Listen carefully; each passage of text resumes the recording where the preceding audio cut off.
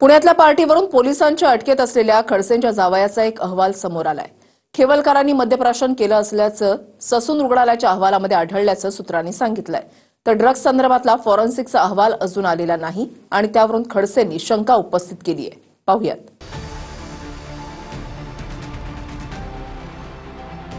पुण्यातील एका फ्लॅटवरच्या पार्टीत खडसेंचे जावाई प्रांजल खेवलकरांसह 7 जणांना पोलिसांनी अटक केली।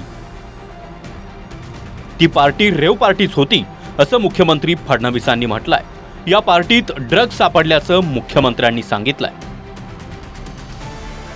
याबाबत ससून रुग्णालयाचा जो अहवाल आलाय त्यातील सूत्रांकडून मिळालेल्या माहितीनुसार प्रांजल खेवलकर आणि श्रीपाद यादव या दोघांनी मद्यप्राशन अर्थात दारू प्यायल्याचं समोर आलंय। पण गांजा किंवा ड्रग्जचं सेवन पार्टीत कुणी केलं होतं की नाही हे फॉरेंसिक लैबोरेटरीच्या अहवालानंतरच स्पष्ट होईल। एक पुलिस के पास जानकारी आई, इसलिए पुलिस ने छापेमारी की जिसमें एक रेव पार्टी मिली। उसमें कुछ वहाँ पर ड्रग्स भी मिले, कुछ इंक्रिमिनेटिंग ऐसा मटेरियल भी मिला और जो लोग उस पार्टी में थे उनको पुलिस ने अरेस्ट भी किया है। मैं इसको केवल एक क्राइम के नजरिए से देखना चाहता हूँ, किसी राजनीतिक नजरिए से नहीं देखता। अल्कोहोल दोघांनी घेतलं पण ड्रग घेतल्याचे अजूनपर्यंत का रिपोर्ट आलेला नाही? अल्कोहोलचा रिपोर्ट तुमच्यापर्यंत येतो आणि ड्रग्सचा रिपोर्ट तुमच्याकडे येतो, काही काळाबेरा तर नाही ना? अल्कोहोलच्या बाबत ड्रग्सचा रिपोर्ट यायला पाहिजे होता, तो आला। इथे अल्कोहोलचा रिपोर्ट सांगतात आणि ड्रग्सचा रिपोर्ट येत नाही, म्हणजे काय काळाबेरा आहे? म्हणजे तसं फेरफार याच्यामध्ये होऊ शकते असा संशय तुम्हाला? यस, मला संशय आहे। एकंदरीत सर्व प्रकरण पाहताना मला सारच संशय वाटतो या संदर्भामध्ये। मी भाष्य याच्यासाठी करत नाही की उद्या कोर्टामध्ये आमचे वकील सगळे बाजू मांडतील। मला माहिती आहे की या ठिकाणी माझ्या जावयांनी कधी आयुष्यात ड्रग पाहिलेला नाही। खेवलकरांच्या पार्टीवर कारवाई केल्यानंतर पुणे पोलिसांनी अवघ्या 4 मिनिटात पत्रकार परिषद गुंडाळली, ज्यात पोलिसांनी रेव पार्टी आहे की नाही याची व्याख्या नंतर सांगू असं म्हटलंय। पण मद्यप्राशनाचा अहवाल आला, मग ड्रग्ज संदर्भातला अहवाल अद्याप का आला नाही असा सवाल एकनाथ खडसे यांनी विचारलाय। खडसेंची मुलगी आणि खेवलकरांच्या पत्नी रोहिणी खडसे यांनी फोटो पोस्ट करत ट्विट केलं आहे। डॉक्टर खेवलकर यांचा वैद्यकीय अहवाल ससून रुग्णालयाकडून प्राप्त झाला आहे अशा बातम्या माध्यमांमधून प्रसिद्ध केल्या जात आहे। कुटुंब म्हणून आम्हाला तो अहवाल अजून प्राप्त झाला नाही, पण माध्यम प्रतिनिधींना तो अहवाल मिळाला आहे। आम्हाला तो अहवाल मिळावा यासाठी पोलिसांकडे मागणी केली तर आम्हाला अहवाल थेट कोर्टात सादर केला जाणार आहे असं सांगितलं जात आहे।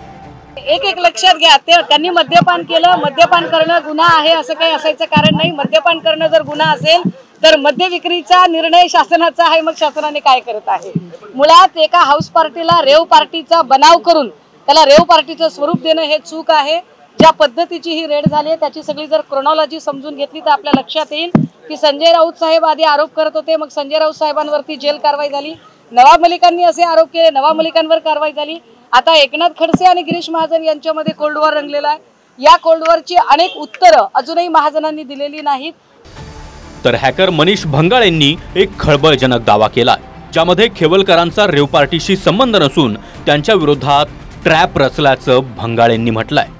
हे बघा, या प्रकरणमध्ये मी तुम्हाला सांगतो की जे टेक्निकल बाब माझ्या समोर आलेली आहे किंवा जे मी माहिती गोळा केलेली आहे त्या अनुषंगाने याच्यामध्ये खेवलकर यांना स्पष्टपणे ट्रॅप केलं गेलेलं आहे। तिथे त्यांचा कुठल्याही प्रकारचा संबंध नव्हता। त्यांना तिथे बोलावलं गेलं आणि ते या पूर्ण जाडमध्ये फसले गेलेले आहेत। त्यांचा त्या रेव पार्टीमधल्या कुठल्याही व्यक्तीशी त्यांचा संबंध किंवा संपर्क यापूर्वी झालेला नव्हता। माझा जावई दोषी असेल तर मी समर्थन करणार नाही, परंतु अलीकडे जे पोलिसांचं दाखवणं आहे, पाहणं आहे, मला सर्व माहिती जवळपास पोलीस अधिकाऱ्यांकडून मिळते अनऑफिशियली।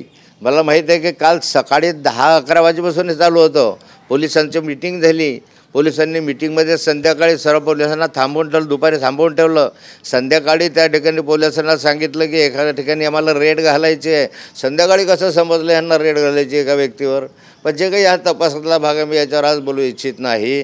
की याच्या संदर्भामध्ये मी पण पाठपुरावा करणार आहे की सत्य काय आहे ते जनतेसमोर आलं पाहिजे। खेवलकरांच्या पार्टीवर धाड पडण्याआधी हनी ट्रॅप आणि प्रफुल्ल लोढा प्रकरणावरून खडसे आणि गिरीश महाजन यांच्यामध्ये आरोप प्रत्यारोप सुरू होते। त्यामुळे या कारवाईमागे सूडबुद्धी असल्याची शंका खडसेंनी व्यक्त केली आहे. आणि पार्टीच्या प्रकरणात पोलिसांनी जशी तत्परता दाखवली तशी तत्परता हनी ट्रॅप आणि लोढा प्रकरणात का नाही असा सवालही खडसेंनी विचारला आहे. पोलीस या संदर्भामध्ये जेवढी तत्परता दाखवतात तेवढी तत्परता लोढा प्रकरणामध्ये का दाखवत नाही. पुणे पोलिसांकडे तपास आहे, पिंपरी चिंचवड पोलिसांकडे तपास आहे, मुंबई पोलिसांकडे तपास आहे. या ठिकाणी पोलिसांनी पत्रकार परिषद घेऊन सगळी माहिती दिली, ठीक आहे, त्यांना अधिकार आहे. मग लोढांच्या संदर्भामधले का पत्रकार परिषद घेतली जात नाही? तिथले FIR-सुद्धा आम्हाला मिळत नाही अजून.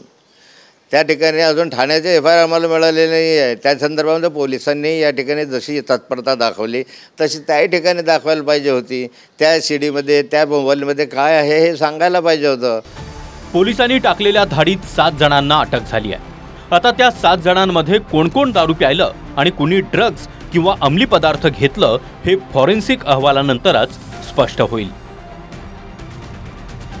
अजिंक्य धायगुडेसह योगेश बोरसे, TV9 मराठी, पुणे.